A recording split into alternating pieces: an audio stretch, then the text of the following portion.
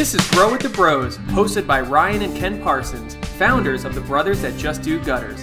Welcome to another episode of Out of the Gutter, Behind the Brother.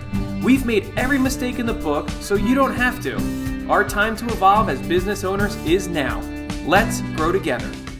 On today's episode, we are discussing the importance of knowing your region when it comes to being in the gutter business. Josh Bowie, our Northeast Atlanta, Georgia franchise, is our guest. Welcome, Josh.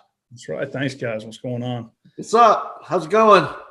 It's good, man. It's good. Nice. Smash it in the face in Georgia. Nice hot day. Wow. Hot day? Oh my gosh. It's like Atlanta, they call it, right? Right. Well, let's get right into it. I'd love for you we're just going to do a little bit of background about you, and then we'll kind of hop into some of the other topics that we want to discuss today. So tell us a little bit about your experience prior to becoming a franchisee. Yeah, absolutely. So I worked for a local residential home builder in college, and then just prior to getting out, I came on with them full time. And they're a large builder here in the area, and so I'd kind of learned a lot of different aspects. I was working for the COO for a while, and then get to plug into a lot of different aspects of the construction world, and from land development to even down to permitting, mortgage, construction side. It was all kind of under one umbrella. So I got to learn the whole process. So I did that for about 10 years. And then when the market crashed in 2008, the position was eliminated there. And so it was a really good experience, really not what I initially went to school for, but something I really fell in love with the whole construction process, kind of taking something that is nothing or something that's old and making it new again, and being able to just create something that someone will enjoy. Wow. And then what happened?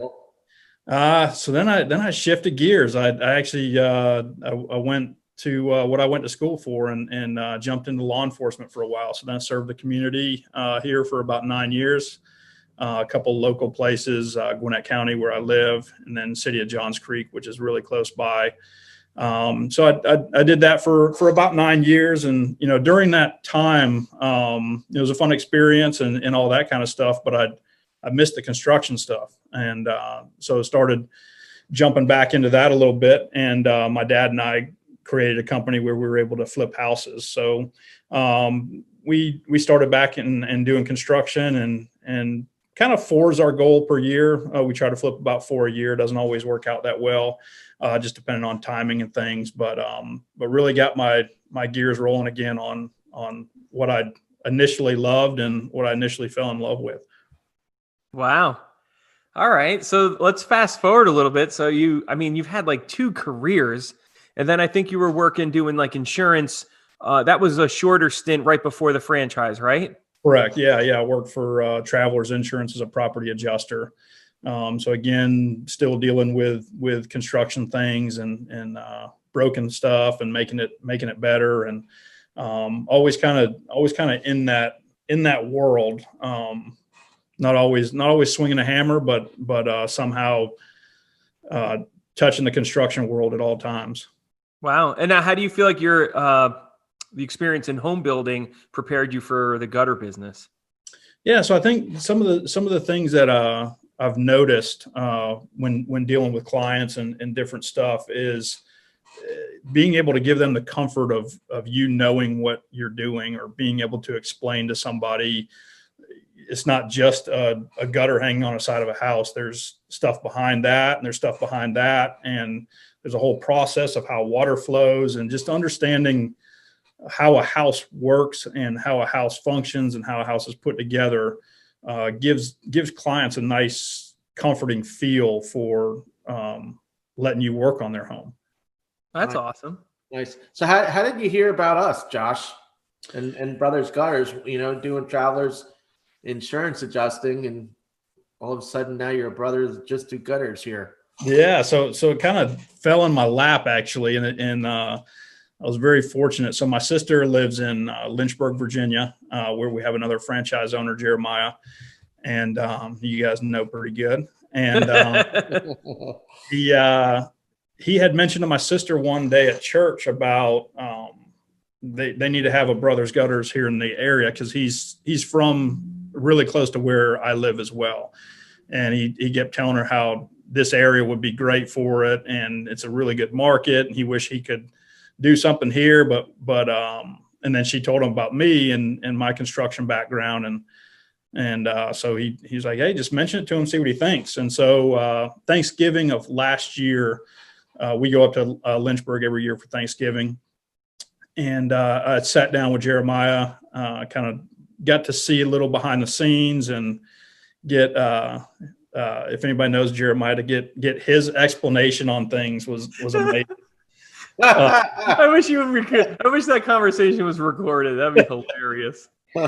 Yeah, I kind of left there. I was like, does he actually do gutters? Like, I'm not really sure what he does here. But no, I'm kidding.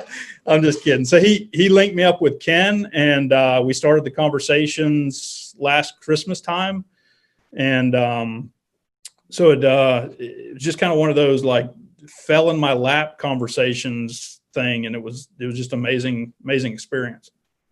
And now what about, like, so you go back, you're thinking about it. I mean, you have a job, you've had basically 2 careers by now. What was it that made you say, I want to do this, or that you saw that there was either a need or like that you would like it? What were some of the processes that turned you over the other side of it? Yeah. So, over the years, we've always, a lot of our friend group that are successful seem to be entrepreneurs. So it's always been one of those things like, man, I wish I could, or, hey, if I had this, it would be nice. All those scenarios are around those entrepreneurial people in our life group. So, I always I told my wife a long time ago that I call them sleeper businesses. I like sleeper businesses. So things that people don't think about but people need. And so when this came along, I was like, man, that like fits the mold for sure. A very high functioning aspect of your home that on any given day, you never look at until there's a time when you need to look at it. And then it's, so those are in as far as like cost and things like that, you're not buying a new car, you're not refinancing the house for it. It's relatively an inexpensive experience, and it just kind of checks all the boxes for that business that I was looking for. Wow, that's awesome. And you're a year in, literally probably, is it a full year? No, 6.5 months. Oh yeah, because we just started talking. Duh, I knew that. Sorry. I'm like thinking of Thanksgiving, the conversation started. Yeah. So 6 months in. It's been longer. No, it really does. It's been so great to get to know you, because you're one of those people that you feel like you've known your whole life. And then when we go hang out, it really does. It feels like we were probably childhood friends somehow. Yeah, for sure. So take us. I mean, you're 6 months in. You had a lot of instincts around it. You've been surrounded by building, and that did this scratch that itch? Is it that sleeper business that you thought? Oh yeah, absolutely. And being able to provide that service for people now, and being able to start growing and seeing what the potential is here it's been an amazing startup process for sure. Yeah, that's cool. So let's talk a little bit about your region. So you obviously lived in Atlanta. It's not like you picked something and said, I'm going to go start there because it looks like a great spot. So being in Atlanta, especially in the market, I guess Atlanta, I recently found out that Atlanta is typically one of the first cities to sell out when you start a franchise. So, and quickly, when we started doing some Google Map flyovers and you're asking me for advice on some neighborhoods, I'm like, what in the world? Gated community after gated community. I was like, Atlanta is gorgeous. I had no idea. I'm geographically challenged, like Ken said. And even when Jeremiah always said he'd wanted to start one in Atlanta, I'm like, Atlanta Airport? I'm like, I don't know anything about Atlanta. So to see your territory was absolutely eye-opening, and how big and all that kind of stuff. But what specifically makes Atlanta good in your opinion? Oh man, like you were saying with the quick purchases of franchise and things of the growing market, Atlanta is like such a booming area, and it couldn't be contained within the perimeter, which is what we call one of the interstates here. And so now it's expanded outside the perimeter, and it just keeps growing and growing in a circular motion. And the north side of Atlanta is where people are moving more to. So the further north you go, the more new growth opportunity there is. There's a lot of older stuff there as well. So it's a great recycling area for our product. For people that, when I drive around, even I see new neighborhoods, not that we're, necessarily in the new construction market, but like I look at those as I'm going to get those in 15 to 20 years for sure. So it's just a great recycling of the growing area, and it is just ever expanding. Oh, that's so cool. That's for sure, man. When I was there just a month ago doing the on-site visit with you, we were driving through all these neighborhoods and stuff. I mean, I couldn't believe it, man. I couldn't believe how far, I thought a lot of people were commuting, far to go into New York City because, where we're from. Mm-hmm. And it's almost like a mirror image, except I would even say that the wealth there in North Atlanta far surpasses like Dutchess County, New York, or Orange County, New York. Yeah. I mean, the opportunity there is unbelievable. Yeah, that's awesome. So you mentioned about not necessarily new construction, but a lot of the building and expanding. So when you're thinking about your region, you're thinking about, can I sustain a business here long term? And I think even when it comes to the gutter business, most people, when you've ever hired a salesperson or anything, it's like, wait, you do how many millions or this much? Is there enough gutter like going to be left after a year of doing business? Is that one of the thoughts you had? Like how many people are going to actually need this? Yeah, absolutely. Yeah, for sure. So, it was like I said, it was a sleeper business is what I call them. And so I didn't know what to think about it at first. And like I had the same questions and some of the people still that asked me about it. They're like, well, what do you mean you have a territory? What do you do when you've done them all? Like you don't. You don't do them all. Yeah. That's not a possibility.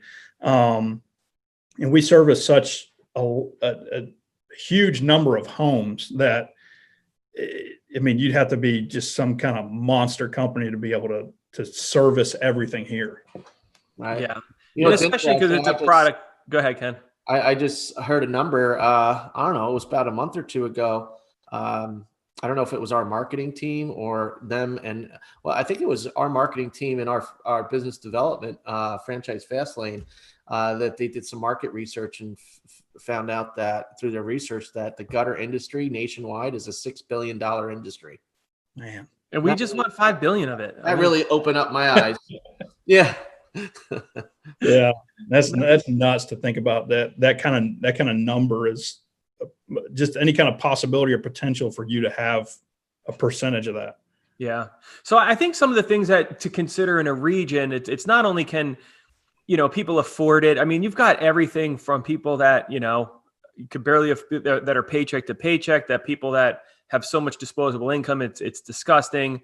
That you might work on people that it's their fifth house, they own 5 houses around the world, so you have all that. I think there's a lot to consider. And I'd love to know, a lot of people, when they're thinking about purchasing a franchise or even just opening up their own business, they think of the high-end neighborhoods. They're like, oh my gosh, we live right next to, and everyone's got copper. And I've found that that's not always where you hit it out of the park, is in those rich neighborhoods. It's actually in the average neighborhoods with the average income, with the people that take care of their homes, but they're not going to go waste. They might not be driving the latest Mercedes. What do you have to say about maybe some of those, the things I just discussed there? Demographics. Yeah, absolutely. So it's interesting too, like with some of the gated communities that we deal with, we get a lot of mixed feedback from some of the clients. Some we'll give a number to them and some are, yeah, no problem. And those are your multi houses, your disposable income people in the same neighborhood, you might be like, oh, well, it's a little bit higher than I thought. Can we work on the numbers a little bit? And they're actually negotiating. So you're like, well, this guy's probably successful because he really pays attention to a lot of details, even on this aspect. And so it's an interesting array of people that we get to deal with on a regular basis. You sometimes make assumptions, just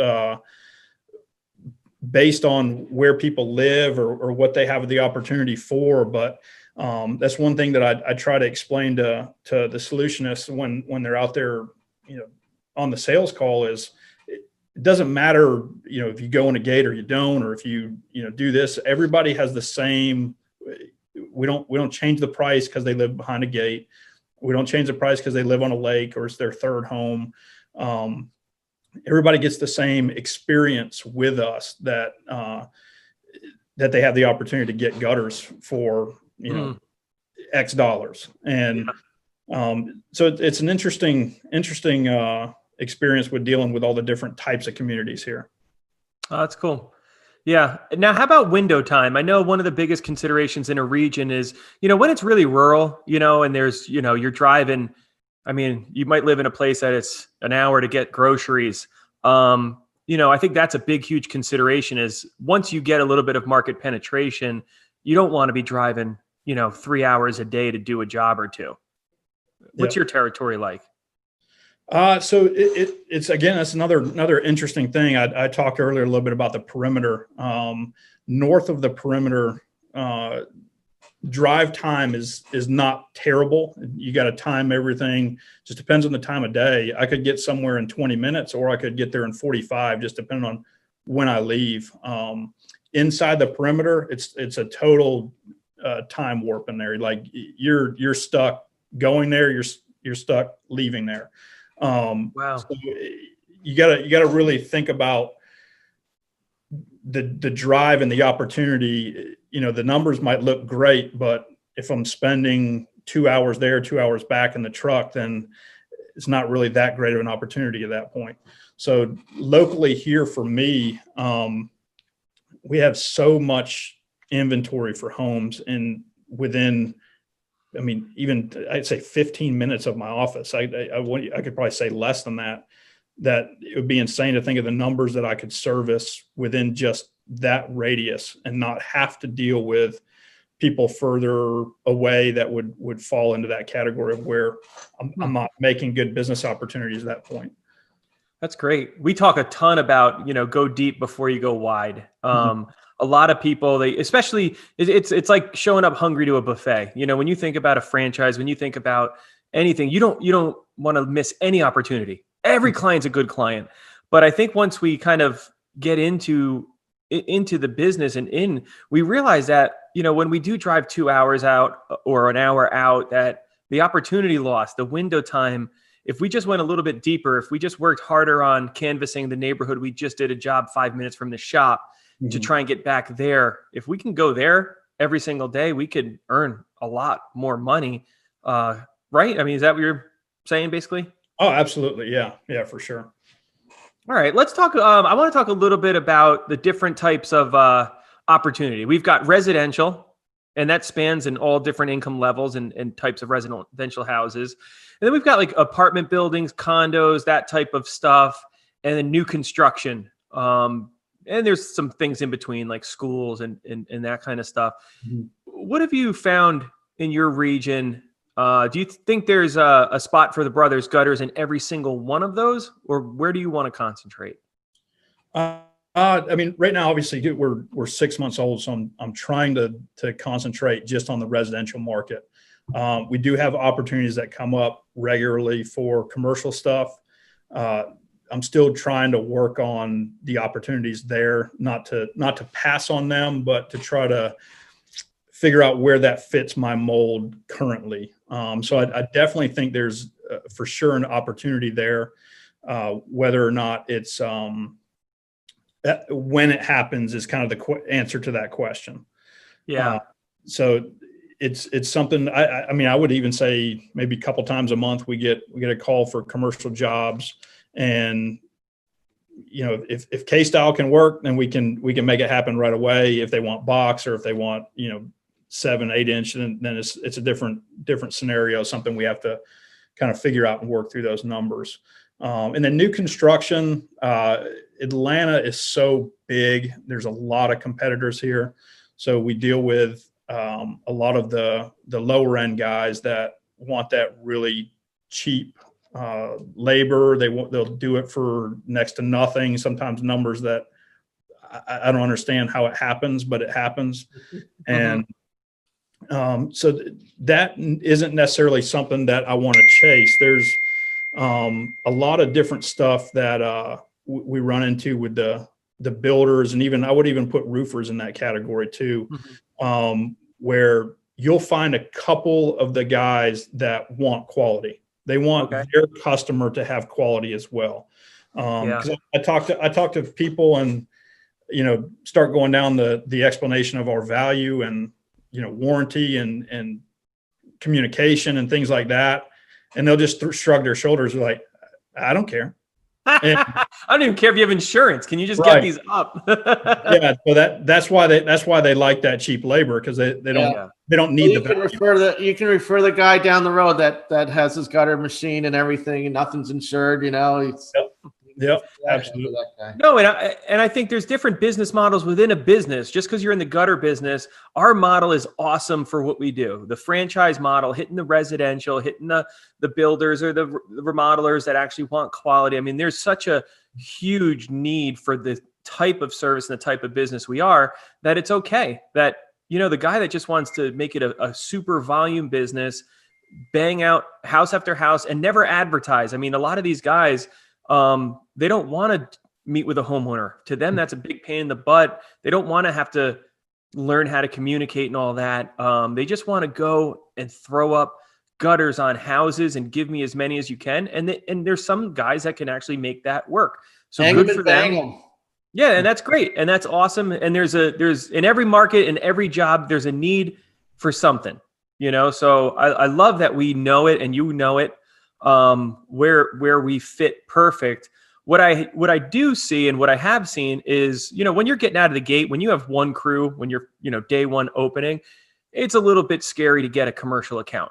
We just got a whole condo complex. All right. So we're not going to do residential for a month or two. What really becomes awesome is once you have some depth, once you have, 2, 3, 4, 8 crews, it's amazing how all of a sudden you are the best choice, even if you are more money, because now in a condo complex, you got to think about their problem over there. Their problem is, oh my gosh, I got to tell every single person to move their car, or how far do you think you're going to be today?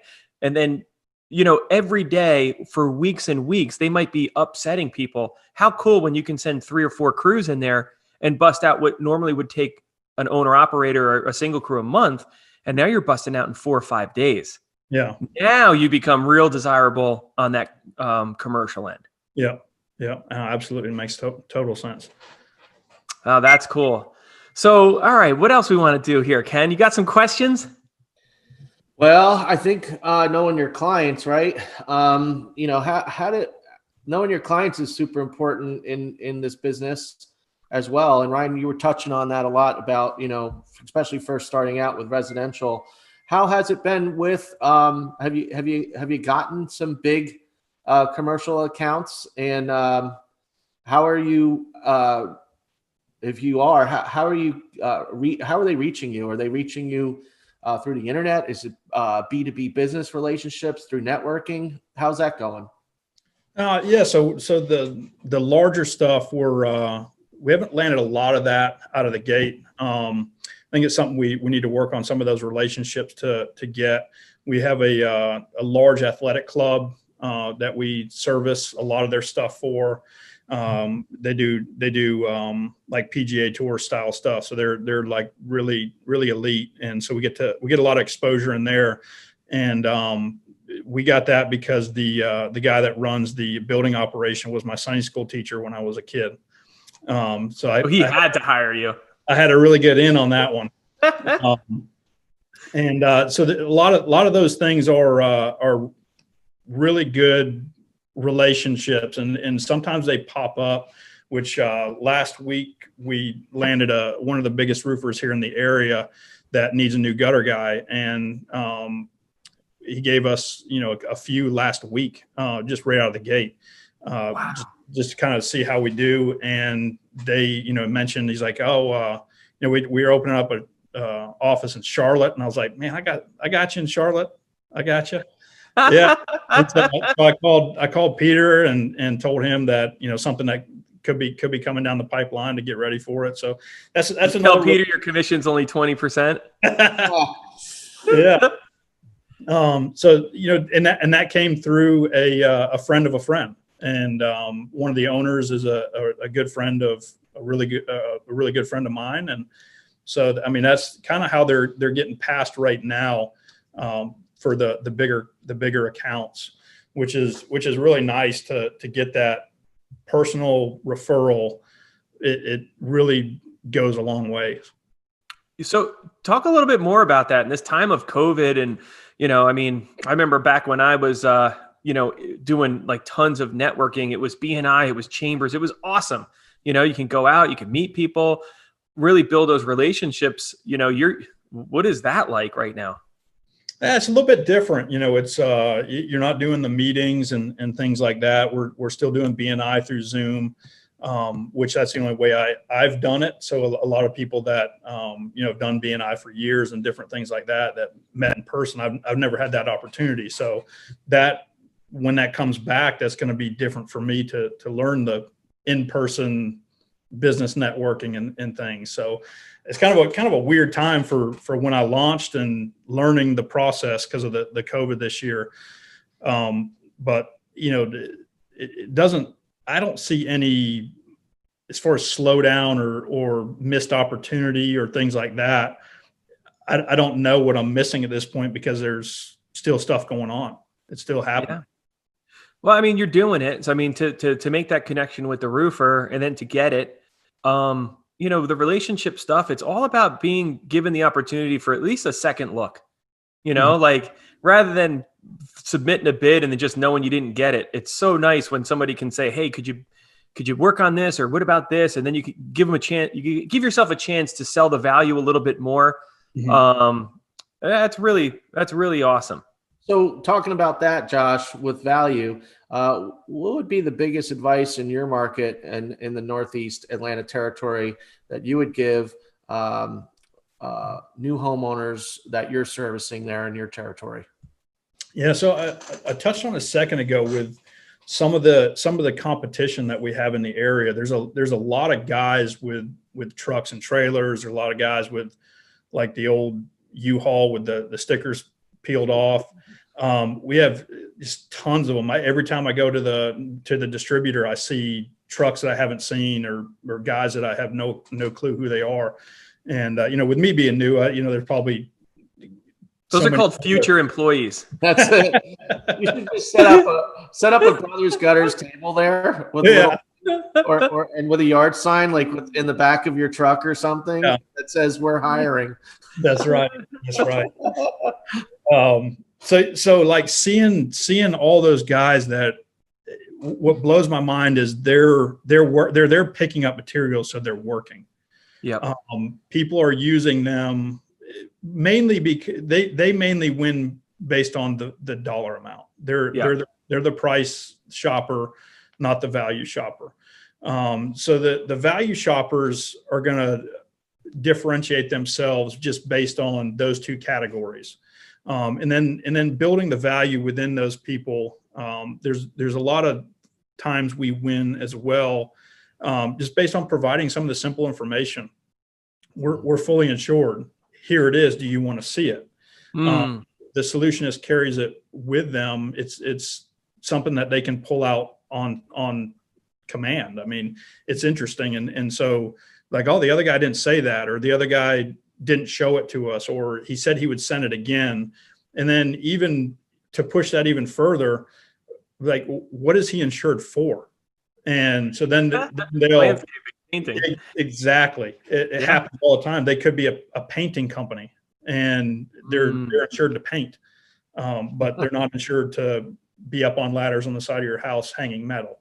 So Somebody Yes. told me a story about that once and said, that they handed the insurance to it was one of our franchisees or somebody.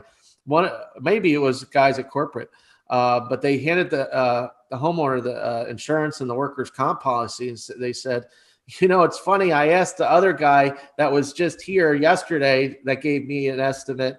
Well, he never gave me one because when I asked him for his insurance, he says, "Yeah, I'll be right back. I got to go out to my truck and get it." And the guy never came back in the house. He left. That's awesome. Oh, wow. It's good. Now, And then also on value as well. I've got some experience on my crews, which is very nice. We have little to no callbacks. When we do get a callback, it's super simple stuff like, I want a B elbow on the bottom of 7A elbow, like really specific. I mean, you put it in the callback category, but yeah, it's really, really minor stuff. And so having that experience and having the peace of mind to give somebody that we know exactly how they're going to work. We know exactly what they're going to do. We know the quality of work that we're going to provide. And that experience is going to be like no other that you're going to get out here. That's awesome. Great. Yeah, I heard one of your callbacks. It was just somebody who really liked you, and they just wanted you to keep coming over. They kept inventing ways for you to come back to their house. It happened again the other day. No, but this one he called because he wanted the backside of his house done this time. We did the front initially, and then we did the couple things where it wasn't because he liked your beard or something like that. Could be. So we did the backside of his house, and he's got a very distinct accent. He's from New Orleans, and he's an older guy. He's got a real raspy New Orleans voice. And so Drew was at Publix the other day, which is a grocery store here, and he heard the voice, hey Drew. And he turned around, and it was our client. He's like, "Hey, how's Josh doing?" Have you ever had Doug Harmon tell you the story about Publix and the pineapples? No, I don't know that. In the carts? Oh, dude, you got to have him tell you that story. Well, we might have to save that one for another day. Yeah, the whole town was in on it. Let's leave it at that. All right, we'll check it out. Oh man. So let's put on the new franchisee hat. Let's just say we've got somebody who's thinking about buying a franchise, and they just happen to want to open it right where they live. What advice would you have for them? Like if they're thinking, how do I know if I can make it soar here, or tell me about your region or what I should be looking for in my region? What advice would you have for them? Yeah, I mean, it's tough because I don't make that call. That's something that you guys are really good at, and there's a level of trust there with getting the information that you guys have provided us, and then making a decision that I'm comfortable with. The numbers are what the numbers are. If the number of households in our territory makes sense for what you guys say the model should do, then it is what it is. You just have to not present, but work on. I can't think of the word I'm trying to use. I mean, you're hitting the nail on the head there. We're presenting the information to a potential franchisee, right? No matter what territory they're in, we can create a territory. It's just a matter of how far do you want to drive. Right. I mean, if you live in Erie, Pennsylvania, you're going to have to drive through 5 different counties across 3 different states, and you're going to go 2 hours from one end to the other end. But what's interesting about that territory, there's like 15 other gutter companies, that come up in your internet search. So there's work being done in these territories, especially more rural territories. It's just a matter of what is your goal? What is your goal personally is what I always ask people. What is it that you're wanting to achieve through this vehicle or this business model? And how much is it at the end of the day that you want to be able to produce and do? So, and that could, and then they have to do their own research and figure out what it is they want out of it. So, but that's it.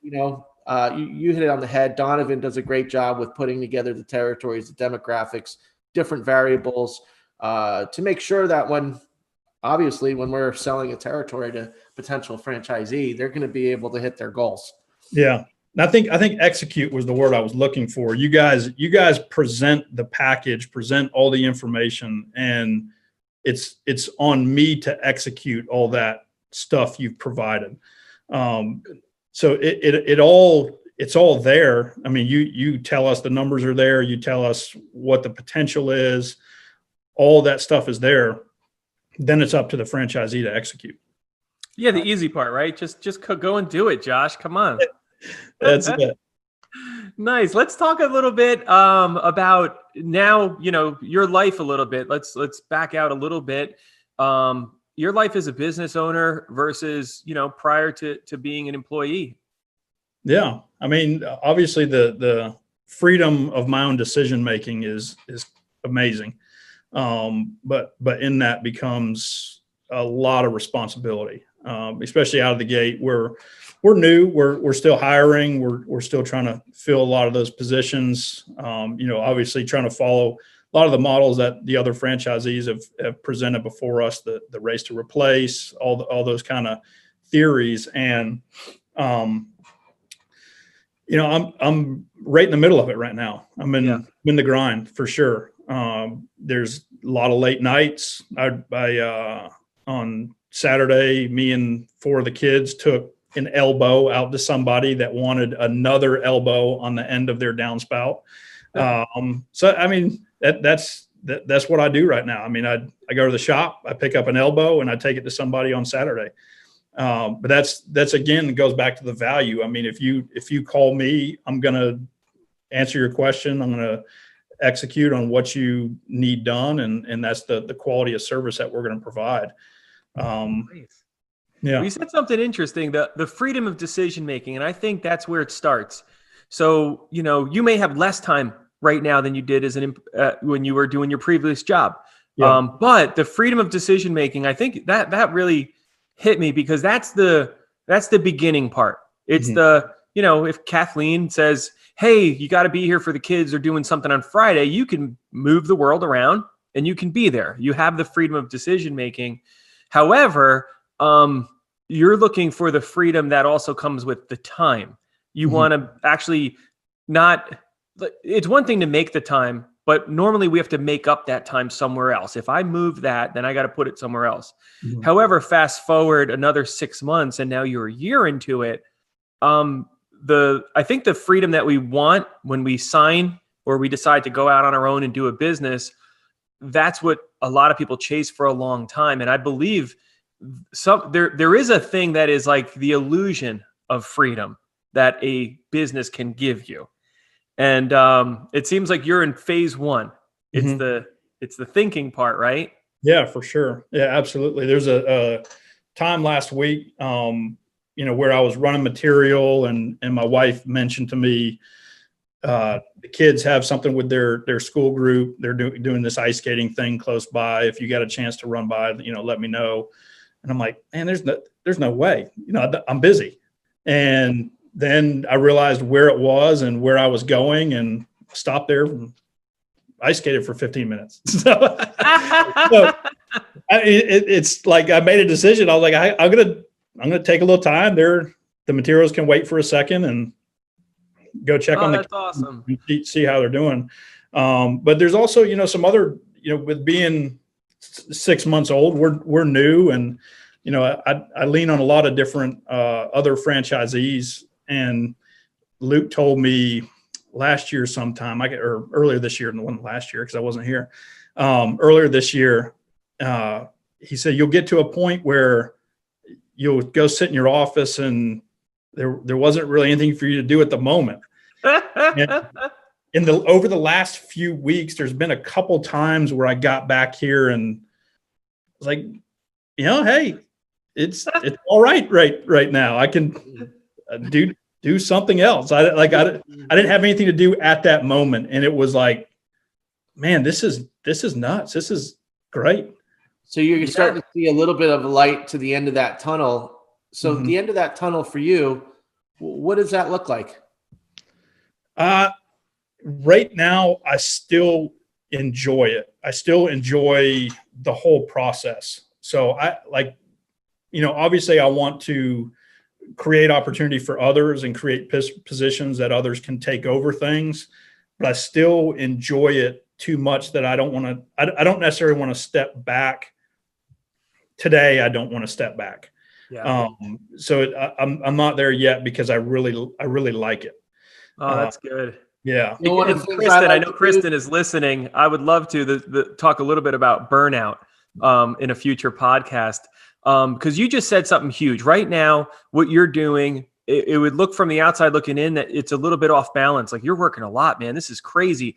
But the reason why you probably don't feel burnt out, and because you're still enjoying it, is because you're actually moving towards something. If this was it for the rest of your life, and you've did this for 10 years previous, and the next 10 years looked exactly the same, that's burnout. But because there are goals, because you are creating opportunity for others, because you are advancing the needle, you might feel really good. And I do. When I look like I'm working too hard, it's normally because I'm pushing a goal forward, and someone else might look in and go, "Dude, you need to just go take a vacation." Like, I don't know. I would rather not take a vacation. I'd rather just keep doing this. I'm having fun.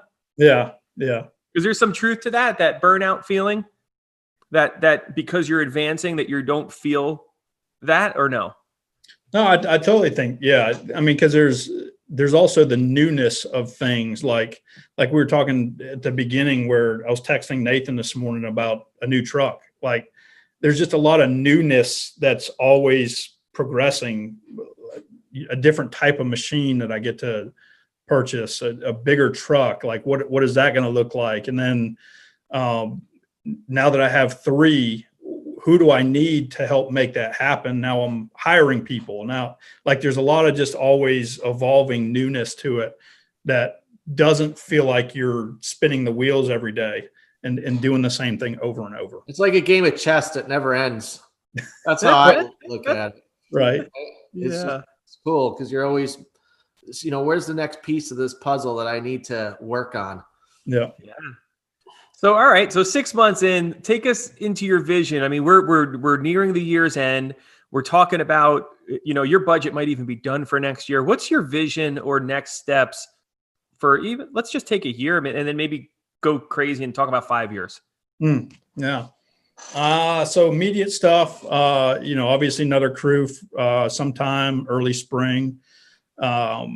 I expanded a little bit on my territory just because of how fast the Atlanta market grows with other franchisees. I had to mark my territory, and you marked it. and started, and there's two more franchisees, one next door to you and one to the south of that one. So yeah. Awesome. Yeah. Definitely is growing crazy.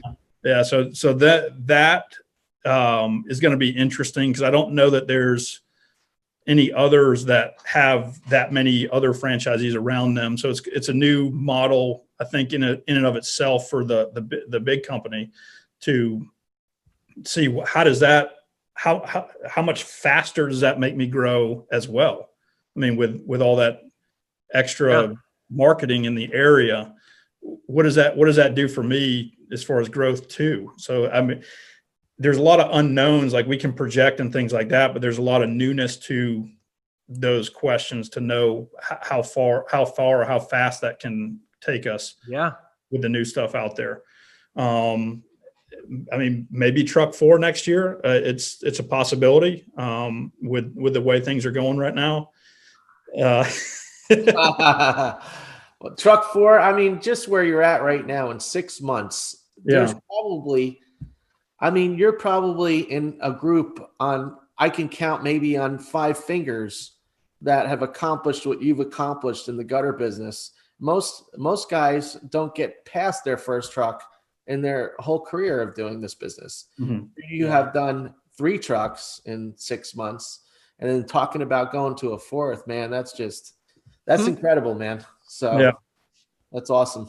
We'll see. I got to execute. It's happening. It's happening, but it'll happen. Keep the train on the rails. That's good, man. That's good. And I know you're going to try and, shoot to beat $1 million in your first full year, right? Absolutely. That's Yeah. awesome. I was telling somebody the other day, I think we would kind of have to mess up to not hit it. So I think we'll be all right. That's all right. That's all right. Maybe go for that 2 million, set the new record, for first year. We're ahead of goal right Actually, Nathan might be because Nathan might hit that in his first full year as a franchise. That's pretty awesome too. Yeah. I mentally put him in a different category though. Yeah, because he was doing it for 12 years prior. Yeah. I agree. He's awesome. Yeah, so he's crushing it. So, all right. So you got the business side of things. So you want to have, 3-4 crews, create opportunity for others. What about your vision, on the, family personal side? The reason why we do a business is, I believe, because we want to advance our family life in a different way. What do you picture there?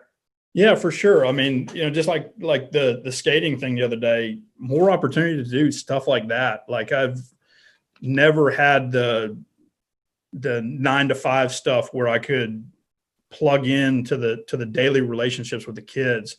I've never had the opportunity to be like, it's Wednesday. Like, let's shoot off somewhere this weekend. Or now, or, whatever that scenario looks like because we homeschool our kids. So we have a little bit more flexibility and being able to move at a moment's notice. But, just, I don't really know because I haven't experienced it yet, but it's good to think about that as a possibility for us to be able to have a little bit more income than we've ever had, have a little bit more time than we've ever had. And so we'll just kind of play it by ear and see what happens. I don't know. I don't want to think too big on that aspect, which Grant Cardone would probably slap me for saying that, but I might slap you for saying that. Yeah. I don't know. I mean, it's all nice and great, and I want it to happen. But again, I want this to happen so it can just be a monster here as well. So let me ask you this. You're doing this for 6 months, and I always look at this business. Everybody knows the movie Field of Dreams. And I always refer to this business as that, if you build it, they will come. Do you feel that that's a good way to really kind of sum up this business and Brothers Just Do Gutters when it comes to, building a business and what you're doing? Yeah, for sure. I mean, like even explain the value to people with the company. People don't see stuff like this in other trades, even in the gutter business, or how many times we hear people be like, the other guy never even showed up, or he showed up and we never heard back, or just those same repetitive things that we hear over and over. And we point to the side of our truck and it says, that's why it says Reinventing Contractor Services. It's like a different experience for so many people. And what about your employees? You said that you had guys on your team that came in that were experienced. They obviously worked somewhere else to get that experience. You've been in business for 6 months. How is their experience? You just spoke about how clients feel about the Brothers Gutters. How do those employees feel about that in comparison to other companies that they work for? Yeah, I mean, guys that, like, when I pulled up on day one with a brand new truck, it blows them away. I had never had something new like this before, or, just uniforms and, keeping everything to where we're all doing the same stuff, or the experience with training, or the availability of you guys at a phone call. It doesn't matter. There's so many, like, just for an example, if I can't get Ken on the phone, Ryan's there, or if I can't get Why do you call Ken first? It's messed up. Job's there, it's just like, and then other franchise owners, the platform that you guys have for us to operate under is just unreal. I mean, there's just so much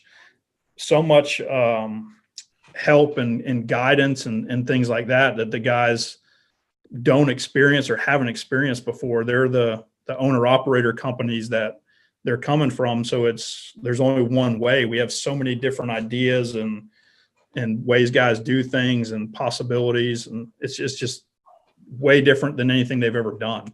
So would you say that people that are in the business, that are working for these other companies and they've made a career choice. They've made a career. They love doing gutters. They're passionate about it and they love working out there and hanging them and stuff. What would you say to guys like that, when it comes to, who they've been working for over the years in their career? And what is, the benefit of working? You got a guy there that's a veteran. He's been doing gutters for, 18, 20 years, right, Jason? Yeah. 20 plus years. Yeah. How does a guy like Jason feel about it? And what would you say to guys like him that are out there? Yeah. I mean, the neat thing is like the opportunity for growth. Those guys that hang gutters, they don't see anything other than them hanging gutters. And then there's the owner back at the shop. There's nothing else to do outside of that. Like we have, guys have shop managers now. There's production managers. There's, guys that just do specific things for certain companies. Like you have cleaning crews, you have the half round guys, you have there's so many different avenues and specialties that the guys have opportunities for. It's more than a gutter hanging career. It's opportunity in a business career for them. That's awesome. Right. Yeah, I would love to, future podcasts. We've got a lot of good content talking about employees, talking about growth and everything. So, Josh, I just want to thank you for coming on today. This was really fun talking about, the region and understanding your region, knowing your region, and continually, I'm sure you're going to continue to learn about, all the nuances of where you're at. Yeah, no, thank you guys so much for having me on. It was fun. I was nervous, but it went really well and smooth. And I can't believe that much time just went by. Yeah. When I come back to visit you again, you're going to be at Six Trucks. That's right. He say he's coming next week. Well, great job, man. You've been killing it. Appreciate you coming on here and sharing some wisdom. Have an awesome day. Thanks a lot. Awesome. Thank you, guys. Great job. Take care. Thanks for joining us, and we hope you implement at least 1 or 2 nuggets from this episode that will give you the confidence to grow. Subscribe to our podcast to stay updated and grow with the bros.